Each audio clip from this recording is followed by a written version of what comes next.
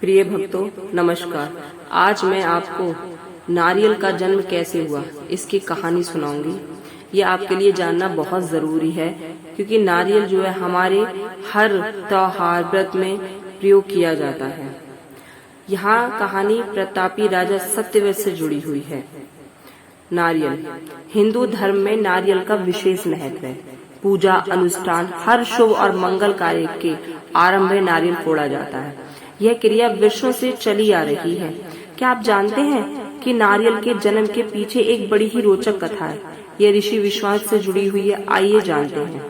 नारियल के जन्म की कहानी प्रतापी राजा सत्यव्रत से जुड़ी हुई है। ईश्वर पर अटूट विश्वास रखने वाले राजा सत्यव्रत को स्वर्ग लोक का अलौकिक सौंदर्य सदा आकर्षित करता था।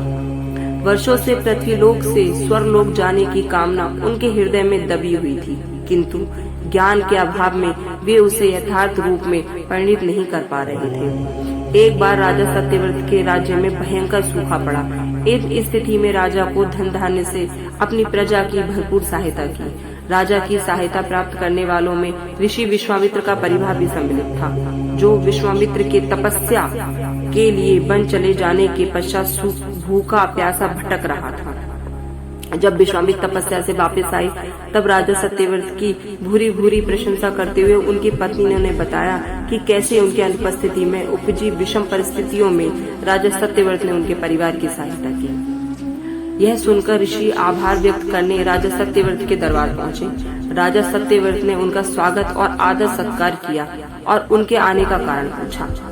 ऋषि विश्वामित्र ने अपने परिवार की सहायता के लिए राजा का आभार व्यक्त करते हुए उन्हें वरदान मांगने को कहा। राजा सत्यव्रत ने अपने हृदय में दबी स्वर्ग जाने की कामना का वर्णन कर ऋषि विश्वामित्र से निवेदन किया, यदि उन्हें वरदान देना ही है तो वरदान स्वरूप उन्हें स्वर्ग जाने का मार्ग बता दे। राजा को वरदान देते हुए विश्वामित्र ने अपने तेज और शक्ति से एक ऐसे मार्ग का निर्माण किया जो सीधा स्वर्ग को जाता था। सत्यव्रत उस मार्ग से स्वर्ग के द्वार तक पहुंच गए, किंतु जैसे ही उन्होंने स्वर्ग के भीतर प्रवेश किया, देवराज इंद्र ने उन्हें धक्का दे दिया। सत्यव्रत पृथ्वीलोक पर आ गिरे।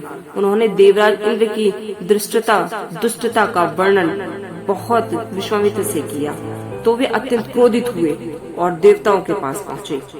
देवतागण विश्वामित्र का बहुत सम्मान करते थे, किंतु किसी मनुष्य को स्वर्गलोक में प्रवेश देने को तैयार नहीं हुए।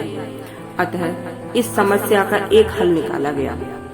ऋषि विश्वामित्र ने पृथ्वीलोक और स्वर्गलोक के मध्य एक स्वर्गलोक का निर्माण करवाया, जो राजा सत्यव्रत के लिए था। देवताओं को इसमें कोई आपत्ति नहीं थी। राजा सत्यव्रत भी प्रसन्न थे, किंतु नए स्वर्गलोक के संबंध में ऋषि विश्वामित्र चिंतित थे। उन्हें डर था कि कहीं तेज हवा के झोंके से उनका बनाया स्वर्गलोक डगमगा न जाए। ऐसे में राजा सत्यव्रत पुनः पृथ्वी पर गिर पड़े।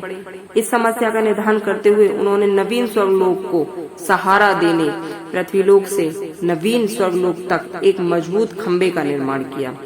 माना जाता है कि इस खंबे का तना बाद में एक पेड़ में परिवर्तित हो गया और राजा सत्यव्रत का सिर इसका फल बन गया। इस पेड़ को ही नारियल का पेड़ और राजा के सिर को नारियल का फल माना जाता है। यही कारण है कि नारियल के पेड़ बहुत ऊंचे होते हैं और उसके फल बहुत ऊंचाई पर लगते हैं। कथा अनुसार पृथ्वीलोक और स्वर्गलोक के मध्य लटके होने के कारण राजा सत्यव्रत को न इधर का न उधर का उपाधि दी गई। यह थी नारियल के जन्म की रोचक कहानी। प्रिय दोस्तों, आपको अगर ये कहानी पसंद आई हो तो एक लाइक और एक सब्सक्राइब जरूर करें।